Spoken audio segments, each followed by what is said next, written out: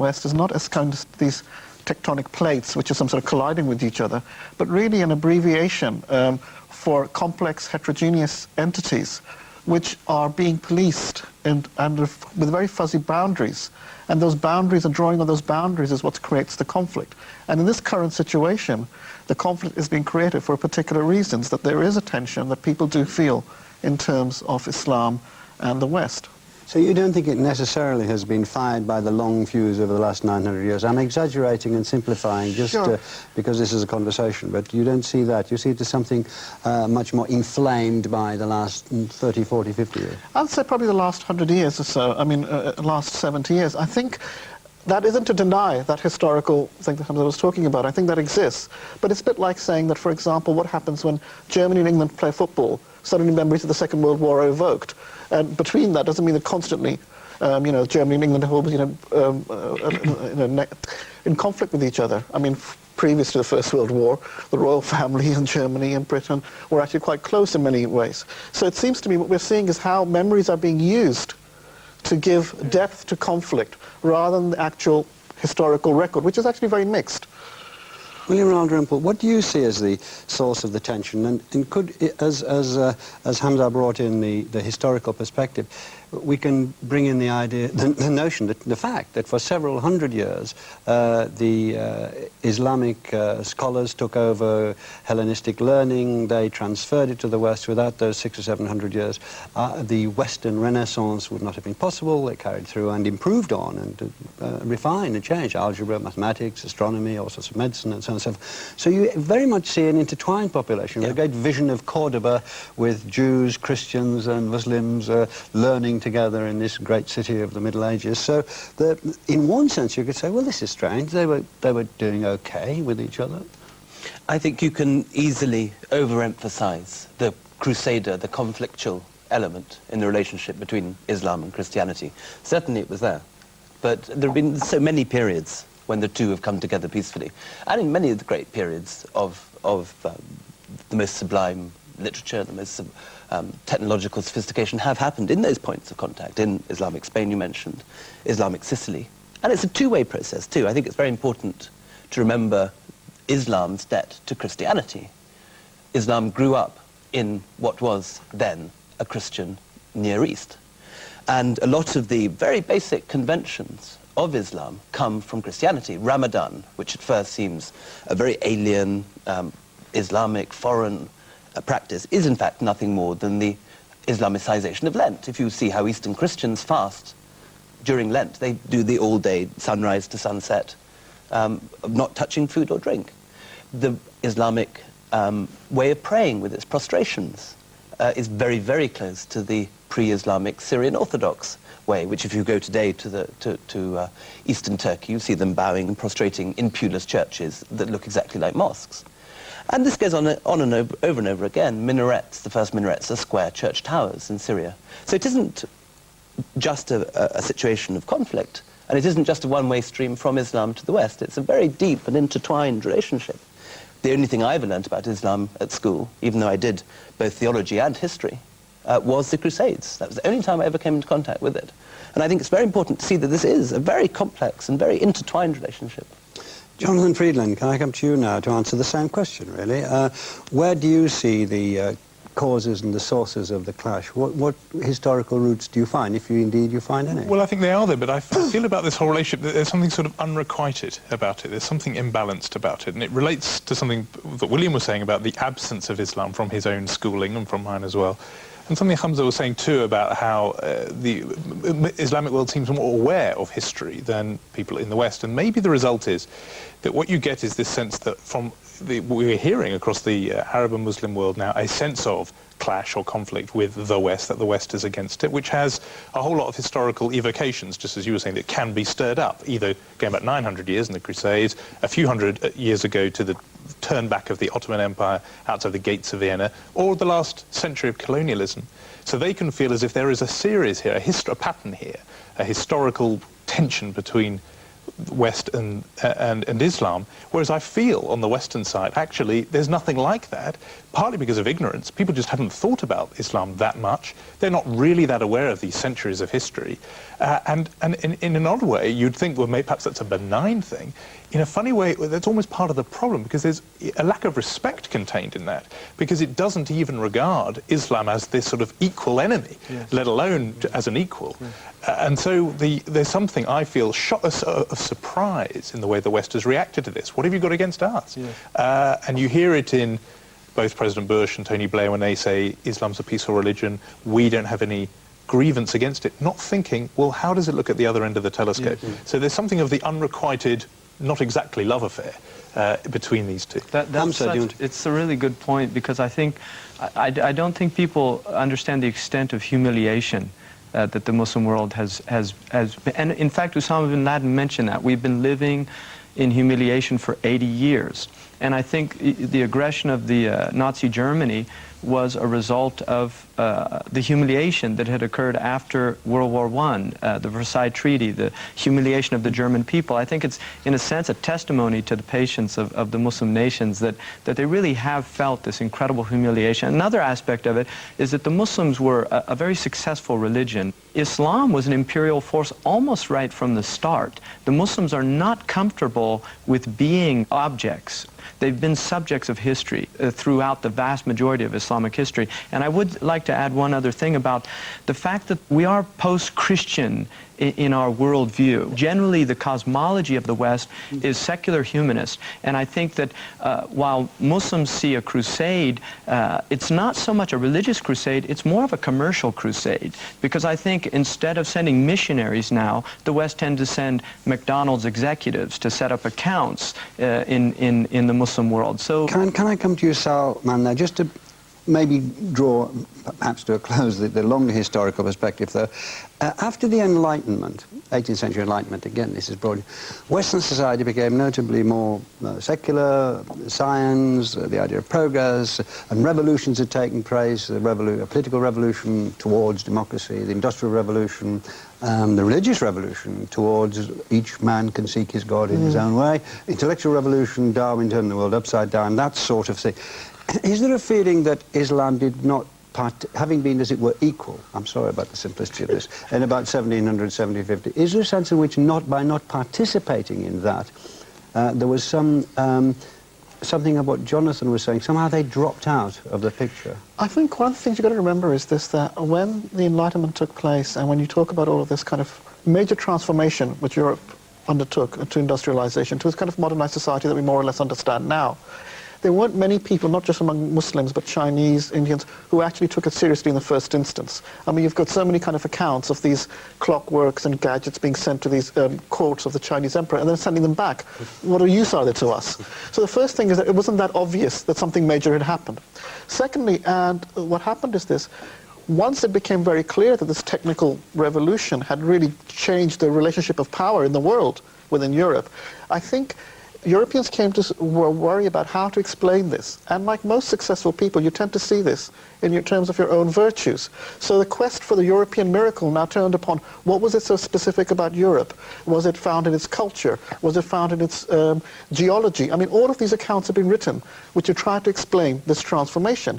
And in the end, what the effect of these stories have been is to exclude the possibility of anyone else imitating it, because the idea was that what happened in Europe was due to the unique circumstances of Europeanness, and the only way that people could do this is by actually imitating Europeanness.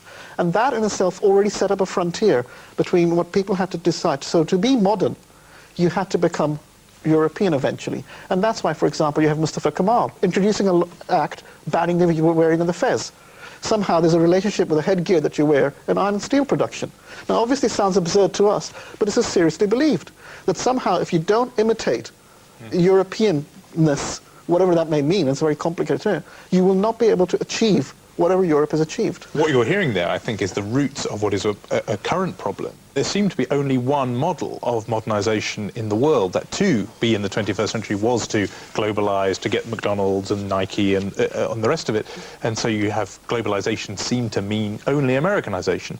And when people say now, for example, oh no, there could be an Islamic model of capitalism, democracy, etc., people think that's either a joke or they think there's just a blank space there because no one is yet used to, and maybe the roots of it are what Salman's saying, an alternative non-Western, non-American model of modernization. Well, I'd like to just come to the end of this part with Hamza Yusuf. Is there something in the notion of modernization that seems to be incompatible with Islam, or is that just a way we're reading it? I think what happens is modernization in the Muslim world is interpreted as westernization.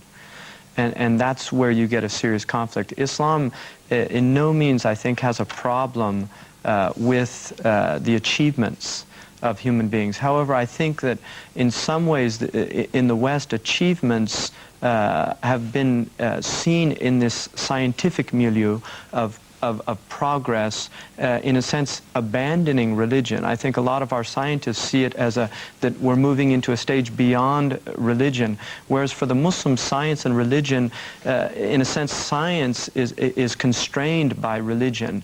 And so it sees that there's a real humanistic impulse in Muslims to make sure that science is to benefit humanity.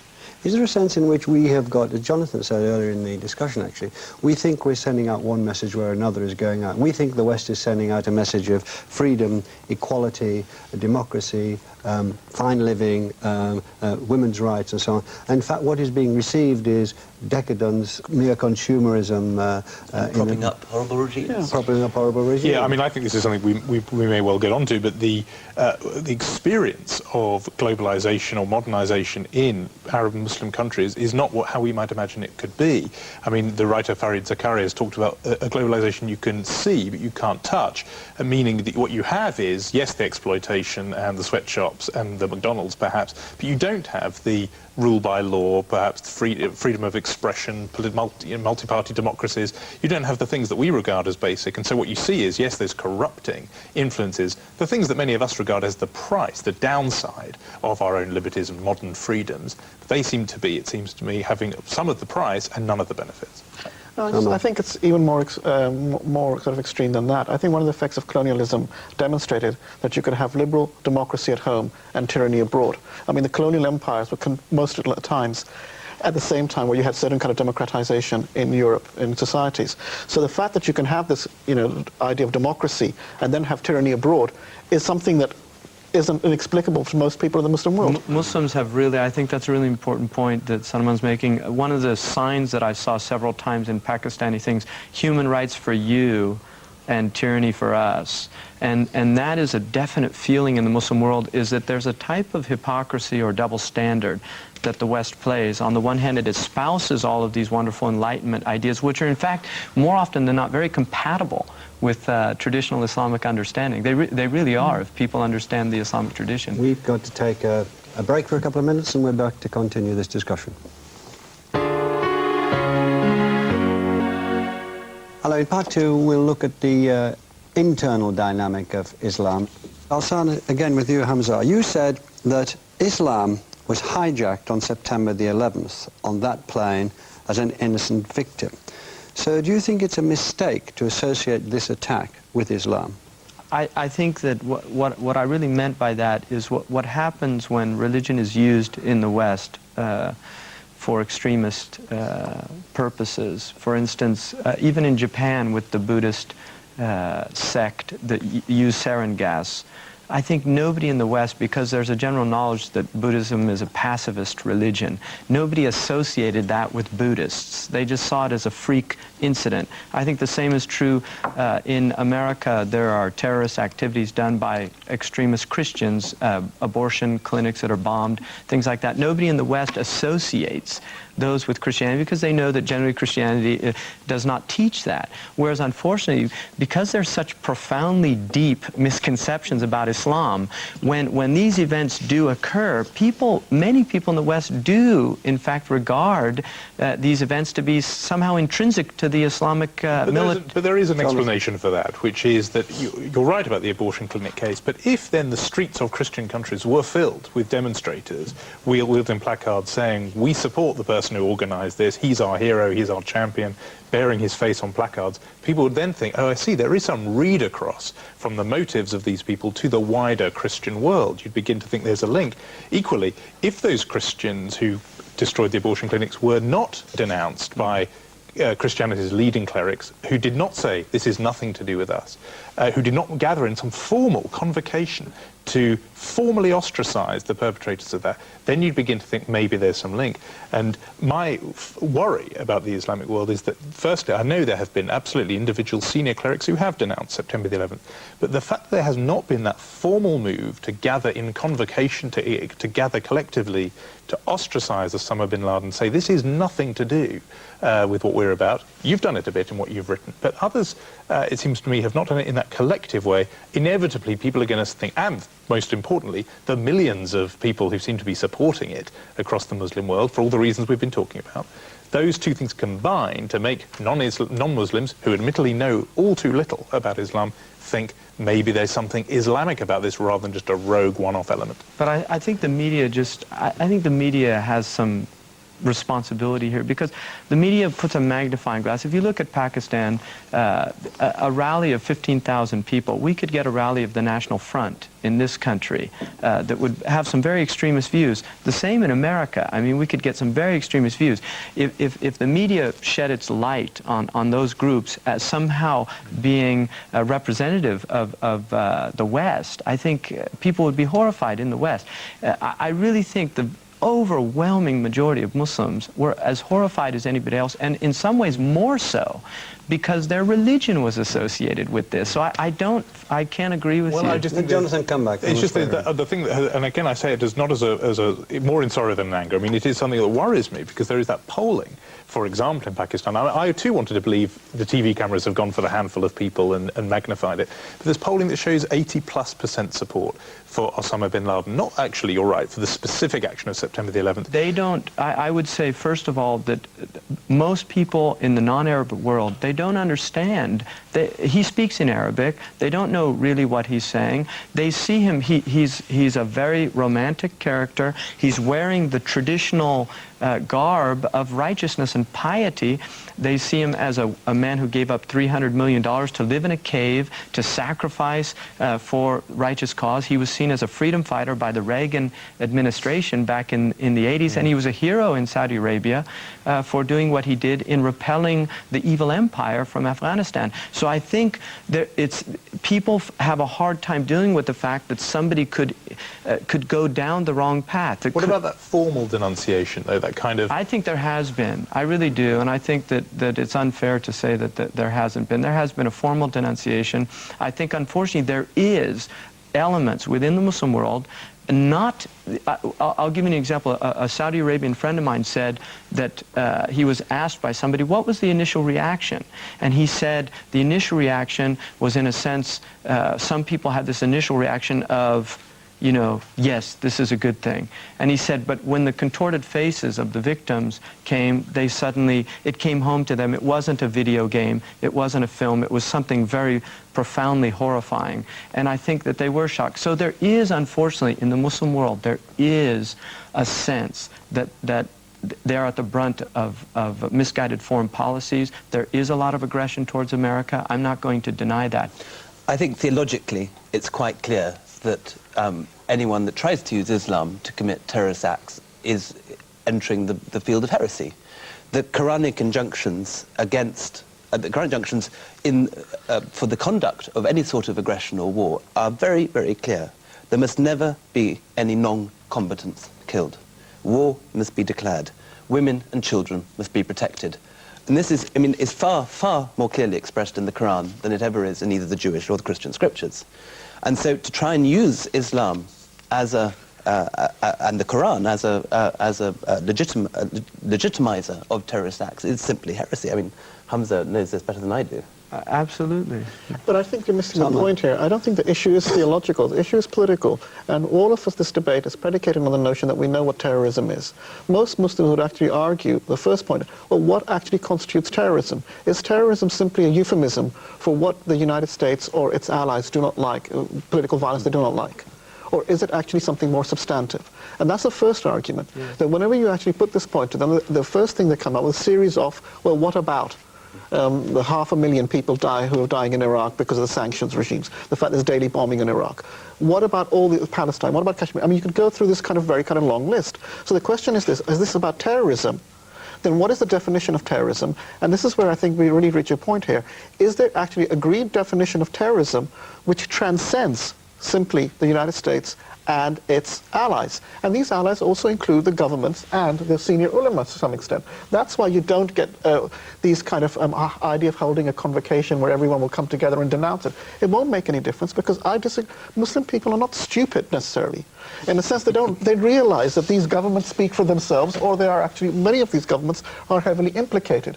And just because a fatwa is issued by somebody, it doesn't necessarily speak to that experience. Now, the people in Pakistan who are protesting, they know that 2 years ago when Musharraf came to power, both Tony Blair and Bill Clinton were demanding return to democracy. But they now think that it's very unlikely that Tony Blair or George Bush are asking Musharraf to have a democratic election right now at this moment. Now, that's not stupidity, it seems to me. I think it's quite clear why they know that. And I think we tend to overestimate this kind of, because, you know, these people don't have the kind of privileges of the education of the first world, etc., that these people don't know anything. They actually do know it because they live at the sharp end of it. I understand all that, and I think you can hold simultaneously in your head an awareness of the suffering at the hands of American foreign policy, etc., of the vast swathes of the Muslim world, and believe that it's a pretty clear case of terrorism when a building with 6,000 people in it gets hit with a view to everyone in it dying. And what I suppose, in a way, I was looking for was, if there was somebody who had done that or ordered that in the name of Judaism, my guess is that the Jewish world would gather to denounce that person for the reason Hamza says, which is, don't steal our religion and abuse it in this way. Similarly, I would hope in the Christian world there'd be a similar reaction. Barak Goldstein is considered a hero among some extremists. Against some, absolutely, amongst some extremists, but formally by the rest of the rabbinic establishment, he's been denounced. But every that's what I'm saying about the Muslims. Country has condemned these bombings. Absolutely. I mean, it's only extremists. Well, you use the word, the fatwa. Why, for example, can there not be a fatwa against Osama bin Laden? Would that not there has been hundreds of fatwas. There have been hundreds of fatwas. A formal fatwa against Osama bin Laden? There have been hundreds of fatwas. Yusuf al-Qaradawi, who's one of the most respected amongst particularly younger people, came out. Many of the scholars have denounced. Absolutely. Al-Azhar, which is considered very representative of the scholastic tradition in Islam, came out with complete condemnation, fatwas. Nobody has justified this theologically. I think, unfortunately, there has been emotional justification for it, which shouldn't be seen as intellectual or theological. But I think the important point to remember here is this, that when we're dealing with world politics, the exercise of great power isn't just the ability to use force. It's actually to make that force look just and legitimate. And that is one of the kind of questions that the United States keeps running into. This war against terrorism, the first victims of the events after the 11th of September were Muslims or Sikhs who were considered to look like Muslims. Yeah. So when, for example, you have a war against terrorism and Muslim cemeteries are desecrated, again, you don't. Why is this the case? Are you looking for terrorists in cemeteries? No. So obviously there's a connection that is made implicitly, which everyone understands, even though there's a war against terrorism. Can we talk about your views, all your views, on the position of fundamentalism, if I can use that word, inside Islam, and to take what Jonathan said a stage further, because I think it's a very fair point. How is it regarded? I have a problem with the word. It's a 19th century word that was used to describe reformist movements within Protestant Christianity. In Islam, fundamentalism, the word in Arabic is actually a very high word. It has to do with building based on sound fundamentals or principles. Extremism, however, is a word I think that is more useful. The Prophet Muhammad, peace be upon him, said, beware of extremism. The Quran actually says to the Christians and the Jews, do not go to extremes in your religion. So the Quran actually tells Jews and Christians not to go to extremes. So it becomes troublesome when there are Muslims who their own book tells other religions not to be extremists, when they begin to become extremists. So I think that extremism is the problem. It's a human problem. I think that it exists, it's a human tendency. Extreme circumstances breed extremism, as in Nazi Germany. But I think that in terms of the theology of it, there is a crisis in Islam right now, which is how do we legitimize religious authority. This was not a problem 100 years ago because the institutions for legitimizing authority were still very much intact. They were literally dismantled by the colonial enterprise. I think there's a political edge to this as well. I mean, one of the things happened in 1924, the Khalifa was abolished by Mustafa Kemal. Can you just explain what that means? The Khalifa was basically the authorized political leadership of the Muslim world, or it claimed to be that anyway, and it was more or less recognized. So there was a template for Muslims at what kind of political authority there should be, and that was to live under a Khalifa, and then you could worry about whether it was a good or a bad Khalifa, but that was more or less the template. Now with the abolition of that, you suddenly have an explosion of political theory. How should Muslims live? And what kind of political arrangements are necessary for Muslims? And that is what you're seeing is actually the politicization of those questions. And that's why I accept exactly what Hamza is saying about the theological influences, but there's also a political imperative that for Muslims, how to live, like any other society, how to live in a good society. What is the idea of a good society? When you no longer have a sanctified answer to that, you then start having attempts to try and construct this. This is why, for example, the movements, all of these movements that people call fundamentalists, what they really want is an Islamic order. Now, what that actually means in practice varies greatly from place to place. And why people actually, to some extent, follow them, because for them, Islamic order simply means a just order or good governance.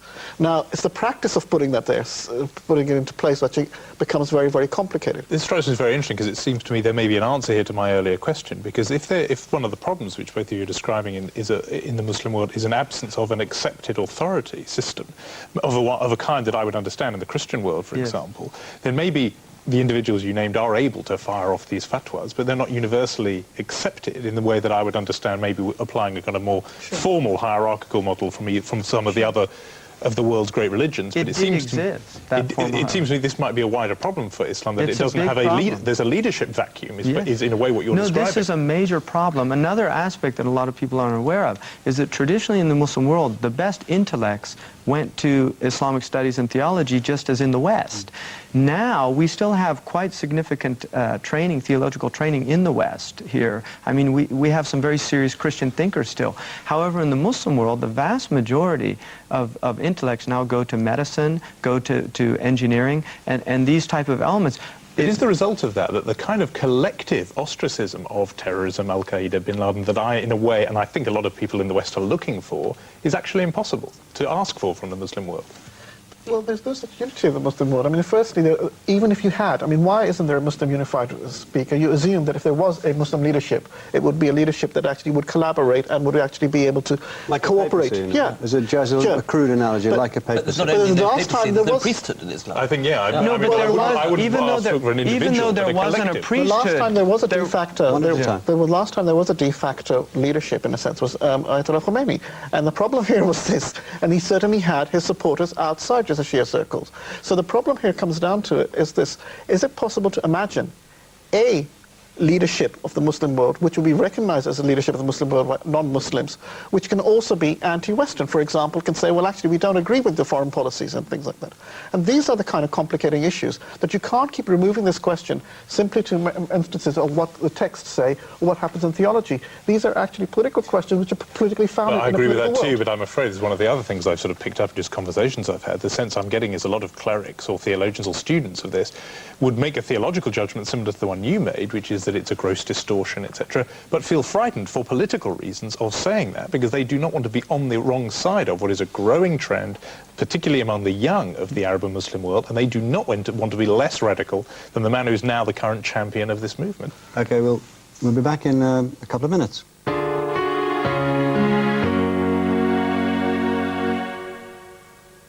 We haven't quite finished talking about the fundamentalist issue, so let's just spend a few more moments on that.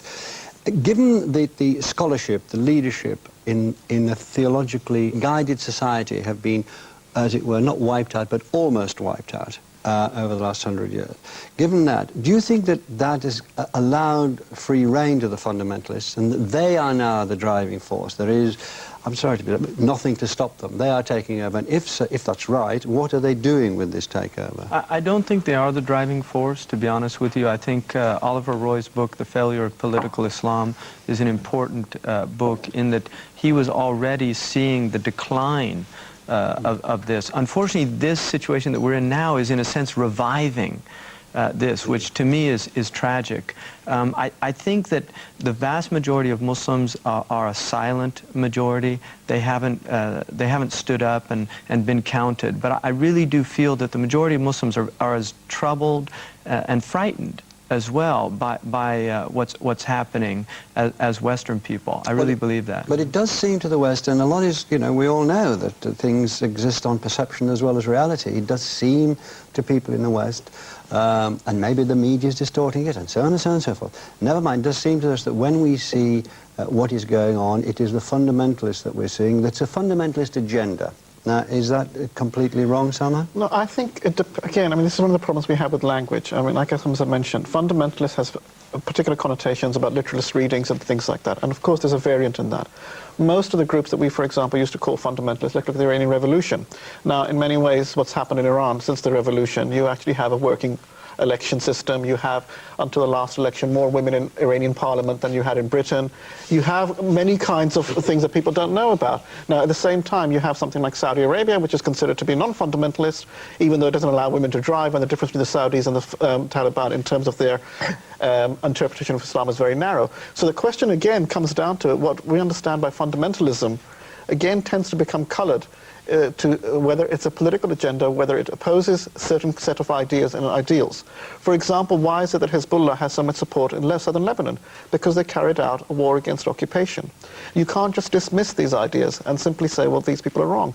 Most of these people actually have an innovative reading of the Quran and the texts rather than just a literalist reading.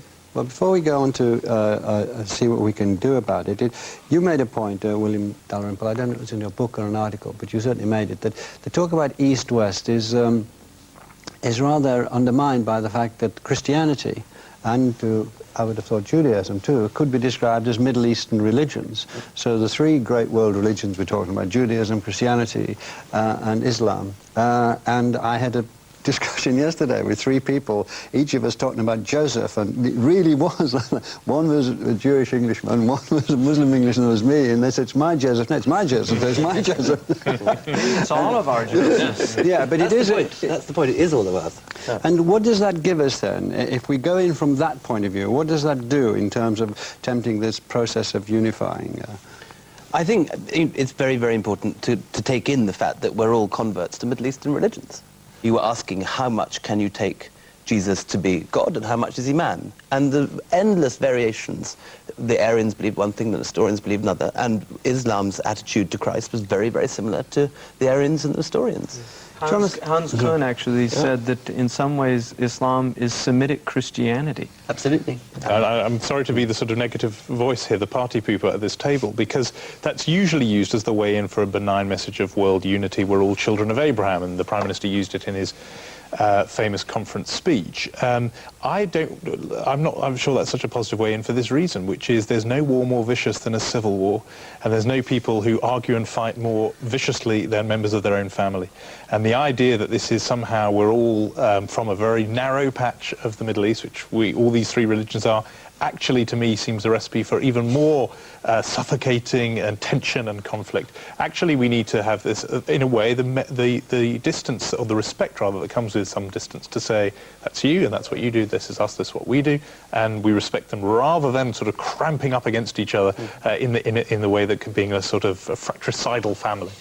Salman, what's your view of this? I think I probably agree more with Jonathan in and around this matter. I think having similar roots doesn't actually make the problem less intense, the conflict. It actually makes the possibility of conflict more greater in many ways. I think what we need really is, I think we started with a point, is a movement away from where you have one kind of cultural formation which is used as a way of understanding everything else. And that is, I think, is really what's the issue here. That to understand that the Muslim experience quite often gets interpreted as when Europe looks into the mirror and sees its past. So we talk about all the kind of metaphors of medievalism, superstition, violence, all the dark ages, etc. And that comes from this kind of gaze. If the sanctity of life is shared by secular humanists And that has never stopped and by warfare. all of the religious faith traditions. However, the people that perpetrate the crimes, like September 11th, have a blatant disregard for the sanctity of life. This is a human problem. What about the other... This is not a religious problem. It's not rooted in any individual religious group. I think what we're dealing with is an element of humanity, but it's an extremely small element. And the problem is we're allowing a very small group of people to suddenly dictate the world's agenda. And I think we have to recognize that. I think what we have to recognize is that in terms of conflicts that we talk about, unless you want to go into this idea that it's all to do with individual psychologies and for human beings, that we just have a propensity to have war, which is one way of thinking about it, we have to recognize that having common values, having these agreements doesn't necessarily bring about notion of peace. Before you can talk about crimes, you have to have an agreement on what is law and what is just. And unfortunately, the level of world politics, that isn't that clear cut. So you can't just simply say this act constitutes a crime and the other one doesn't, without having some notion prior to that of the law. On paper, it is very similar. I think in practice is where the problems emerge. Well, no, because I don't think Western concepts of justice are not dissimilar to Islamic concepts of justice. It's not a question of concept of justice. It's the question of this. What actions do we consider to be illegitimate, and what reasons? Is it the case that what happens, again, this is the kind of very kind of trite notion, that who actually does the writing of history about what was just or unjust? And this, it seems to me, is a very important thing. We can't simply say that Hiroshima, for example, when the dropping of the bomb in Hiroshima, innocent civilians were killed. It's an act of war. But we have American generals saying they did not want the bomb to be dropped exactly for the reasons because it would kill innocent people. But it is an act that we've managed to live with, in a sense that it's become. So it seems to me that we have to be very, very careful that we're dealing with political concepts which themselves are contested. And theology doesn't help us in that matter because it becomes subject to contestation. I'm going to come back to practical matters in this very last furlong of the program, as it were. To get out of this, there are practical measures that could be expedited. Now let's take the broad brush. Jonathan Friedland, do you think that America changing its foreign policy, giving up its demands on the terrorists, do you think that would change things?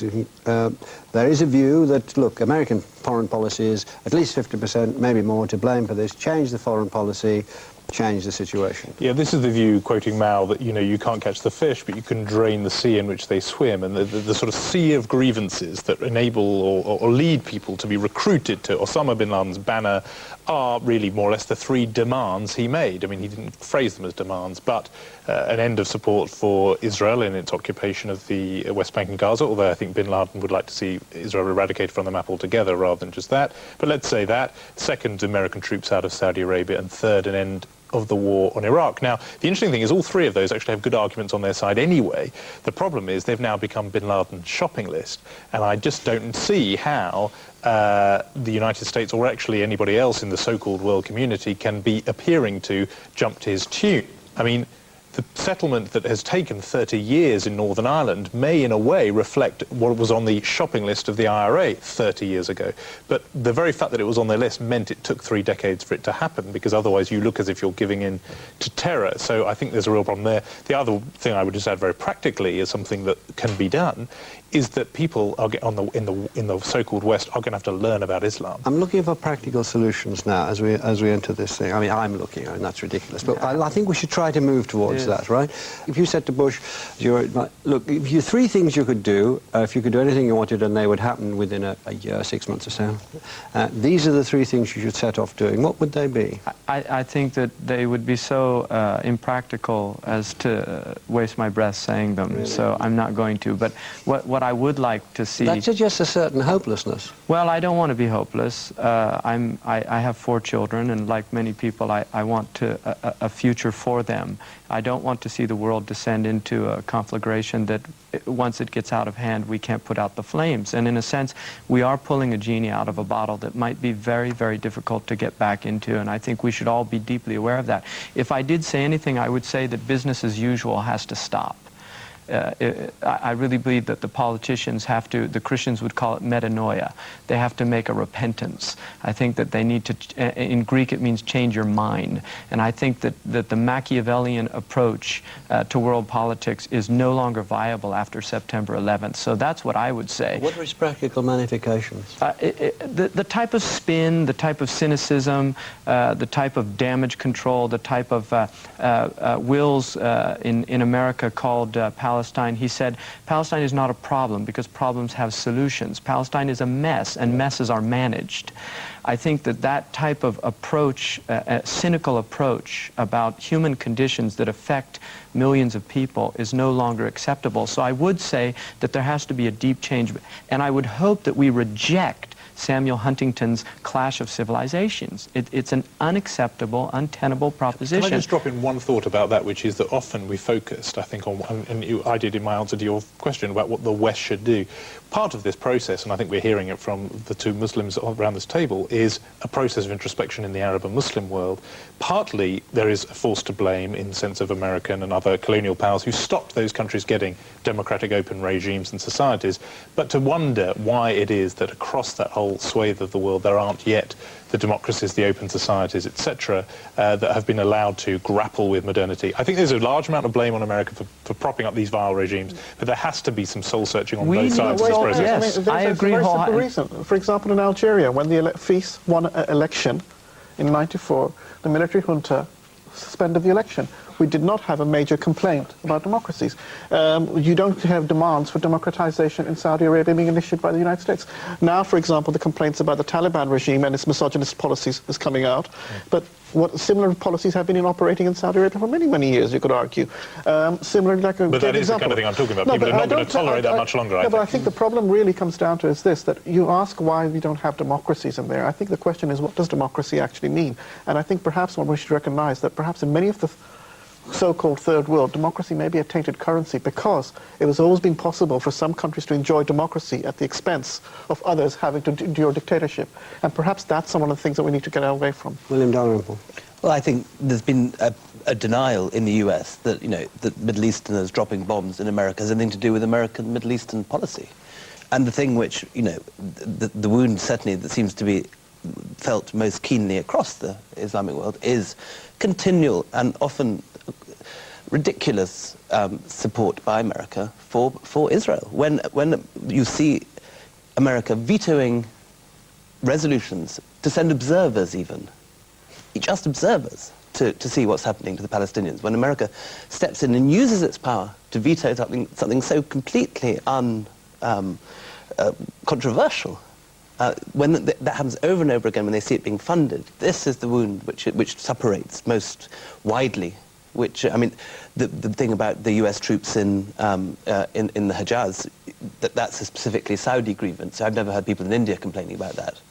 But you do find Muslims in India complaining about Palestine. It is something that really means something to them, rightly or wrongly. It's something that really hurts. Jonathan. Well, I'm slightly doubtful about the Muslims across the whole of the Muslim world. I know that, for example, Kashmir is a hotter issue in India and in Pakistan than Palestine is. I also just think this is part of the problem because, of course, if you're Palestinian, and frankly, even if you're a Muslim, you care about the mistreatment of Palestinians. You should. But I think instead that often gets interpreted into this is the source of all our problems. We live under a military dictatorship here in Pakistan because of Palestine. We live in desperate unemployment in Morocco because of Palestine, and we're in, to use that cliche, the dark ages in Afghanistan somehow because of Palestine. This to me seems to be an absolute diversion, why they dislike the US. It doesn't hold up. It doesn't hold up for all their problems, but it does hold up. But dislike the US for propping up their own vile regimes, as well as disliking them for what they do with them. Jonathan, one thing you're being slightly unfair about is that, again, the support for Palestine by the United States also means support for regimes that support Israel de facto, and that's one of the kind of arguments that goes around. So the reason why the Saudi royal family is allowed to get away with XYZ, or Mubarak is allowed to win an election with 97% without a comment that actually elections with 97% are something even New Labour can't manage, so there must be something going on here, without even a comment like that, suggests to me that Mubarak is essential to maintain a certain Israeli policy. The United States policy towards the Muslim world as it exists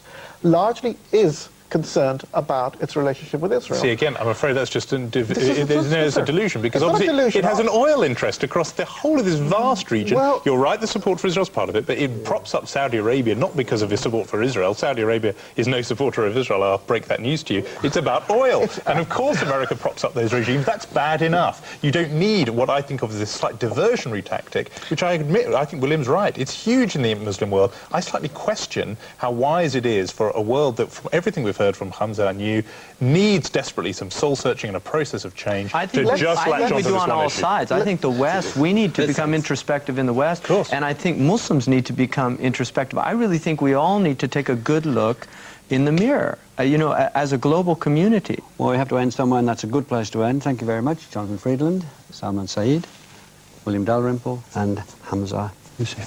Thank you. And thank you. Position.